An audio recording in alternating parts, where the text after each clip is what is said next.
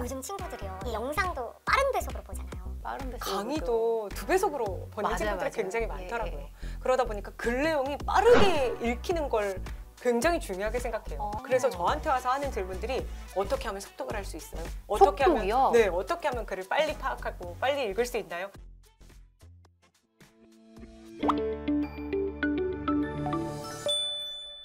일단 초등, 중등 나눠서 문학, 말씀하신 문법은 중학교부터 본격적으로 나오는 거, 듣기와 쓰기 이렇게 조금 더 구체적으로 네네. 학습할 수 있는 방법을 좀 소개해 주신다면요. 네. 문학은 일단 갈래에 대한 이해가 가장 기본이 되어야 합니다. 네. 문학이 시험에 출제되면 갈래에 관한 것이 거의 한 20% 정도를 차지하거든요. 네네. 갈래의 특성이나 갈래별 읽기 방법, 다른 갈래와의 차이점 등을 다양하게 묻습니다. 이런 문제 유형들이 심화가 되어서요, 고등 과정에서도 문제로 출제가 되고 있습니다. 네. 그렇기 때문에 문학 갈래 학습을 꼭 해주셔야 합니다. 예. 그리고 문학 작품의 전체 지문을 찾아 읽는 연습을 하는 것이 좋은데요. 문학 작품이요. 네. 네.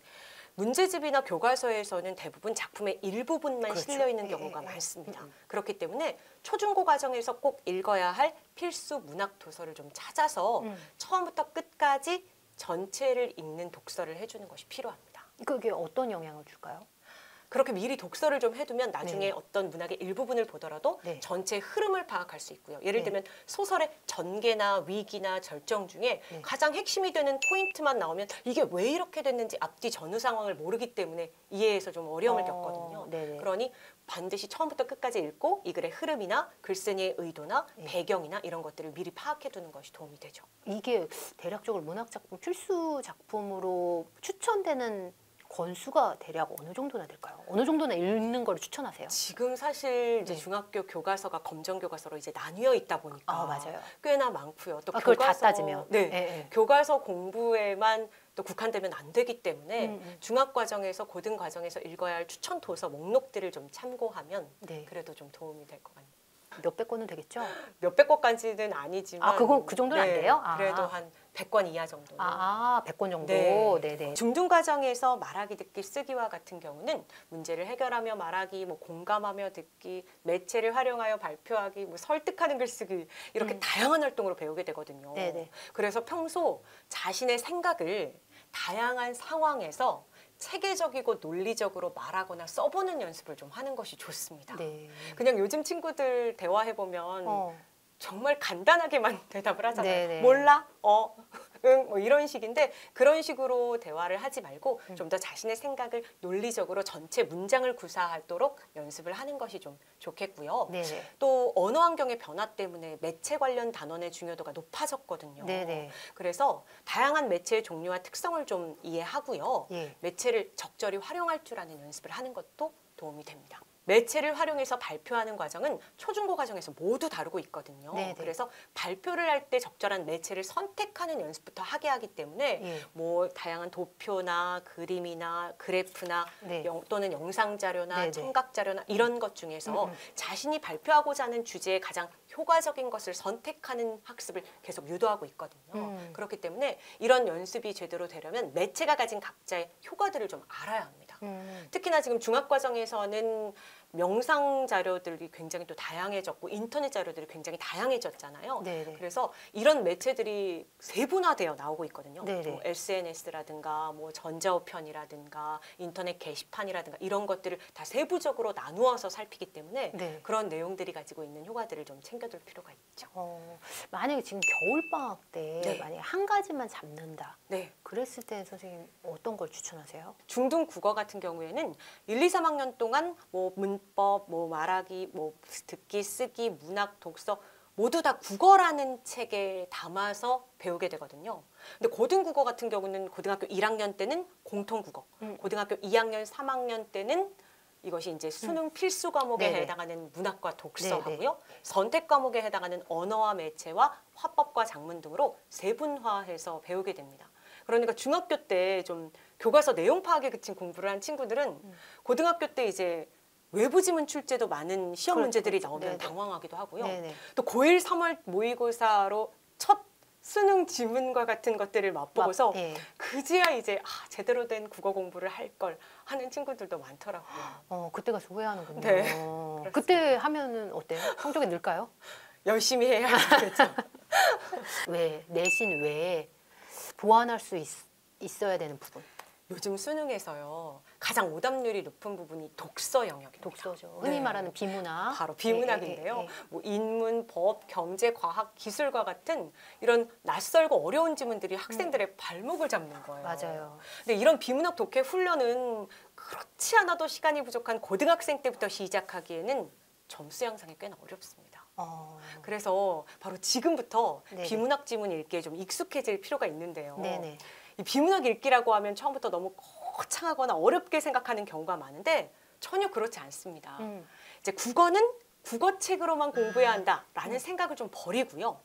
확장된 교과 영역 읽기를 할 필요가 있어요. 네네. 사회과학 교과서에 쓰이는 어휘가 네. 수능 국어 지문에 그대로 나올 수 있습니다. 사회과학. 그렇기 네네. 때문에 현행 과정에서 배우는 사회과학 교과 지문을 제대로 읽고 이해하는 연습을 하는 것만으로도 충분한 기초 대비는 가능합니다. 요즘에 비문학에서 네. 사회과학 쪽을 제일 어려워하잖아요.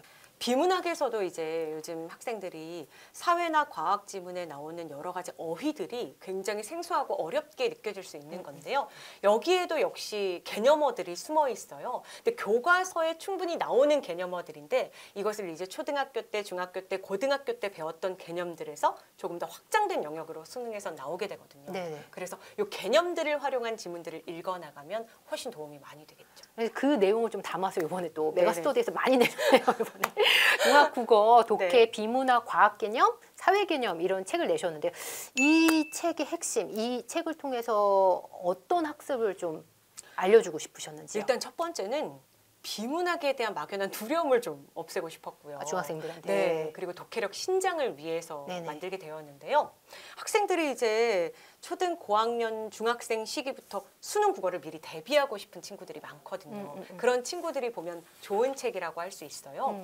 일반 사회, 지리, 정치, 법, 경제에서 꼭 알아야 할 사회 개념하고요. 네네. 또 생명과학, 지구과학, 물리학, 화학에서 꼭 알아야 할 과학 개념을 지문으로 제시해서 비문학 독해 훈련을 유도하고 있는 책입니다. 근데 일단 비문학 읽기에 대한 두려움을 좀 없애면 생소한 개념이 나와도 일단은 읽어볼 힘이라도 생기는데 일단 비문학하면 두드러기처럼 거부감이 생기는 친구들이 많거든요. 예. 그러다 그거는 왜 그렇다고 보세요?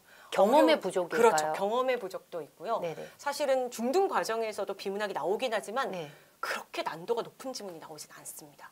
그런데 그거 고등에 나오는 가면- 거는 교과서에 나오는 건가요? 그렇죠. 그런데 이제 네. 고등에 가면 갑자기 이제 어려운 비문학 지문들이 네네. 나오는 문제집들이 쏟아지기 때문에 네. 학생들이 좀 많이 두려워한다고 생각합니다. 비문학을 조금 더 효과적으로 접근할 수 있는 뭐 단계적인 팁이 있으실까요? 일단 학생들이요, 딱딱하고 어려운 글은 읽지 않으려고 하는 경우가 많은데 이런 글도 자꾸 읽어서 독해 연습을 좀 해둘 필요가 네네. 있어요. 제가 앞서 말했던 사회과학 교과 개념인 지문을 활용해도 좋겠고요. 네. 아니면 시중에 나와 있는 비문학 독해책들을 풀어보는 것도 좋습니다. 네. 그리고 서울시 교육청 누리집에 보면 네. 학력평가 자료에 고등 모의고사가 올라가 있어요.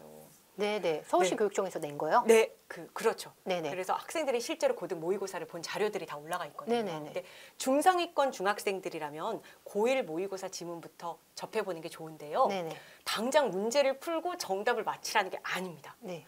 아, 이런 비문학 지문도 있구나. 이건 무슨 내용이지? 이렇게 읽어보라는 거죠. 그런 다음에 처음, 중간, 끝, 서론, 본론, 결론 이런 식으로 글의 구조도 나눠보고요. 예. 또 요약도 해가면서 핵심을 찾아가며 읽는 겁니다. 예. 그리고 나서 해설에 있는 문제 출제 의도도 좀 살펴보고요. 네. 이런 식으로 비문학 읽기에 대한 두려움을 조금씩 줄여나가라는 거예요. 네.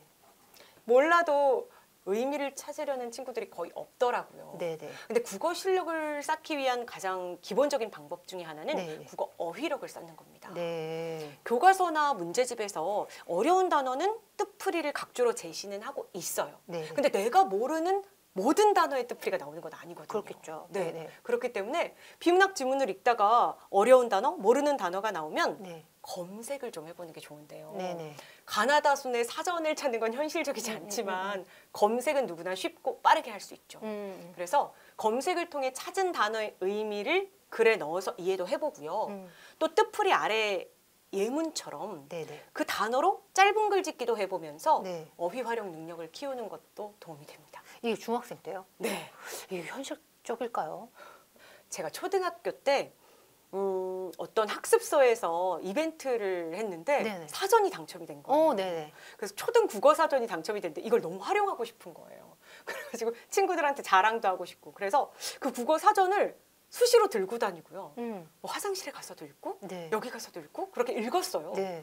원래 사전은 모르는 단어만 찾는 거잖아요. 예. 근데 저는 처음부터 그냥 읽고요. 거기 나온 예문을 보면서 그 단어를 가지고 문장을 만들어 쓰고 싶은 거예요. 그래서 국어 선생님 되셨나 봐요. 네, 그래서 저는 엄마한테 가서 그 단어를 넣어서 문장을 어떻게든 만들어서 하는 거예요. 네네. 엄마가 이 단어 어떻게 알았어? 그 칭찬이 너무 좋더라고요, 저는. 그게 알면 알수록 더 알고 싶어지는 거예요. 네, 맞아요. 그래서 이게 생활 속에서 좀 익숙해질 네네. 수 있도록 습관화만 되면 네네. 그렇게 어렵지 않은 일이라고 생각합니다.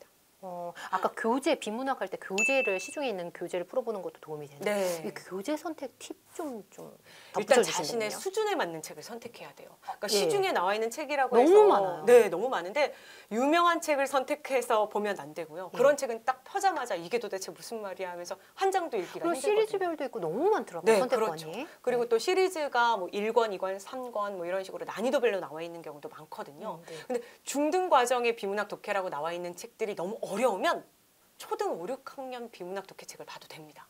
초등도 많이 있어요? 네, 많이 있어요. 요즘에 정말 초등이요? 많이 나오거든요. 그래서 초등 과정의 비문학 독해책이라도 좀 보면서 네. 내 수준에 맞는 조금 쉬워도 괜찮습니다. 그렇게 그 수준은 단계를 어떻게 받는 거죠. 확인할 수 있을까요? 수준은 일단 자기가 읽을 수 있어야 됩니다. 그게 글의 내용을. 뭐 네. 정답률 이런 게 아니라 정답률이 아니고요. 읽을 수 있고 네. 내가 이해할 수 있는 그 그게 지문이. 가장 중요합니다. 네. 그런 다음에 문제 정답은 사실은 중요하지 않고요. 예, 예. 그래서 반드시 읽고 문제의 무슨 정답이 내용인지- 중요하지 않아요? 일단 저는 문제집을 풀 때도 항상 네. 학생들에게 하는 얘기가 네. 몇 개 맞았는지 몇 개 틀렸는지가 중요하지 않다고 하거든요. 그러니까 저는 문제집을 풀 때도 평소에 뭐 중학 국어의 문제집을 풀 때도 채점을 하면서 뭐 맞는 게 중요한 게 아니라 문제를 풀면서 한 번이라도 헷갈린 건 다 표시를 하라고 해요. 네. 왜냐하면 한 번이라도 헷갈렸던 문제는 시험에 나오면 또 헷갈리거든요. 맞아요, 맞아요. 그래서 꼭 여기서는 틀려요. 답을 맞췄는데 네. 거기서 또 나오면 헷갈렸을 때 내가 그때 뭐라고 했지? 생각이 안 나면서 틀린 답을 고르거든요. 네, 네. 그렇기 때문에 헷갈렸던 건 무조건 다 체크를 하라고요. 그랬더니 어떤 친구가 선생님 저는 문제집에 다 표시했는데요. 이런 그러니까. 친구들도 있어요. 그건 안 맞는 괜찮다고. 거죠. 네, 그렇죠. 괜찮다고 해요. 괜찮아요. 네, 예, 예. 괜찮아요. 그래서 해설이라든가 뭐 요즘 뭐 비문학 독해책에 해설도 굉장히 자세하게 잘 나와 있거든요. 네, 네. 그런 것들을 참고해 보면서 글의 내용을 먼저 제대로 이해하고 예. 또 문제의 출제 의도가 뭔가 이 문제에서 묻고 있는 게 뭐지? 이 문제에서 요구하는 답안을 찾기 위해서는 지문의 어디를 봐야 되지? 이런 걸 찾는 노력이 먼저. 비문학 관련돼서 학생들한테 많이 듣는 질문 뭐 이런 거 있으실까요? 요즘 친구들이요. 예. 영상도 빠른 배속으로 보잖아요. 빠른 배속 강의도 2배속으로 보는 맞아요, 친구들이 맞아요. 굉장히 예, 많더라고요. 예. 그러다 보니까 글 내용이 빠르게 읽히는 걸 굉장히 중요하게 생각해요. 그래서 저한테 와서 하는 질문들이 어떻게 하면 속독을 할 수 있어요? 어떻게 속독이요? 하면 네, 어떻게 하면 글을 빨리 파악하고 빨리 읽을 수 있나요? 비문학도? 네. 오. 그러니까 들어오지 않는 내용인데 이걸 빨리 읽고 이해하고 싶은 거예요. 네, 네. 근데 저는 항상 속도가 중요한 게 아니라 정확도가 중요한 거다라고 얘기하거든요. 특히 초중등 때 더 중요한 것 그렇죠. 같아요. 네. 그래서 이거를 전체적으로 다 빨리 읽으려고 하지 말고 문단별로 끊어 읽어라. 반드시. 그래서 문단 안에서 핵심 문장이라도 먼저 찾아라. 요 이야기 힘들면 여기서 가장 중요하다고 생각하는 문장의 밑줄이라도 그어라. 그런 다음에 그렇게 중심 문장이 겉으로 드러나 있지 않을 때는 요약을 좀 해봐라. 단어나 아니면 생각나는 어구나 이런 것들을 좀 요약을 해서 그렇게 추려나가는 방식을 하는 것이 비문학 독해에 좀 도움이 될 거예요. 네, 인강을 지금 오래 네. 강의를 하시는데 네네. 인강을 좀 잘 활용할 수 있는 네. 좀 선생님만 팁이 있으시다면요? 저는 이제 사실 예습을 크게 강조하지 않기 때문에 아, 네, 복습 네. 위주로. 네, 네. 단원명 정도 확인하고 들으면 된다고 생각하는데요. 네네. 대신 인강을 들을 때는 화면 너머의 선생님이니까 뭐 날 못 볼 거야 이렇게 듣지 말고 네네. 선생님과 내가 1대1로 한 공간에서 공부하고 있다는 생각을 좀 가졌으면 좋겠어요. 선생님이 질문에 대답도 해보고요. 강의를 멈추고 문제를 풀라고 하면 꼭 그렇게 해야 합니다. 이렇게 적극적인 참여와 소통의 자세로 수업을 듣는 것이 훨씬 효율적인 학습을 만들 수 있거든요. 그리고 또 인강의 장점이 반복, 기초, 선행 학습이 모두 가능하다는 건데요. 그렇죠. 네. 네. 어려운 마음만 부분은 맞아요. 어려운 부분은 강의를 다시 보면 되고요. 네네. 또 기초가 부족한 부분은 전학년 강의로 돌아가 들으면 되거든요. 그렇죠. 또 1, 2학년 친구들이라도 난 국어 실력이 뛰어나 하는 네. 친구들은 예비고등 강좌를 볼 수 있습니다. 그거 다 열려져 있어요? 네, 다 열려 있어요. 저는 이제 예. 강의 들은 후에 예. 복습을 굉장히 강조하는 네네네네. 편인데요. 그래서 이제 예습을 상대적으로 덜 중요하다 이렇게 얘기하는데 복습을 크게 강조하는 이유가 잘 있기 때문이에요. 독일의 심리학자 에빙하우스라는 사람이 있거든요. 그 사람의 망각 곡선에 따르면 학습 후 10분 후부터 망각이 시작된대요. 그래서 1시간이 지나면 50%, 네. 하루가 지나면 70%, 한 달이 지나면 80%를 잊는다고 합니다. 예. 그러니까 애써서 공부한 내용을 다 잊으면 아무 소용이 없잖아요. 예. 그래서 복습이 꽤나 중요한데요. 예. 복습을 할 때는 그냥 본문 내용에만 집중하는 친구들이 많거든요. 근데 이렇게 복습하지 말고 처음부터 끝까지 이야기의 흐름처럼 복습을 하는 게 좋아요. 그래서 단원명, 학습 목표, 생각 열기, 본문 내용, 그리고 학습 활동, 단원의 마무리까지 쭉 순서대로. 전체적으로 순서를 네네네. 잡아가면서 뼈대와 흐름을 이해하면 훨씬 더 효율적인 학습이 될 수 있어요. 용어 학습에 관해서 궁금한 점 있으시면 먼말이나 지금 메가스터디에서 중학국어, 독해, 비문학, 과학 개념 책 냈으니까요. 이거 활용해 보시면 좋을 것 같습니다. 네, 오늘 유현진 강사님의 말씀이 국어 학습을 놓고 고민하는 많은 학생과 학부모님께 귀한 조언이 됐을 것 같습니다. 장시간 함께해 주셔서 감사합니다. 감사합니다.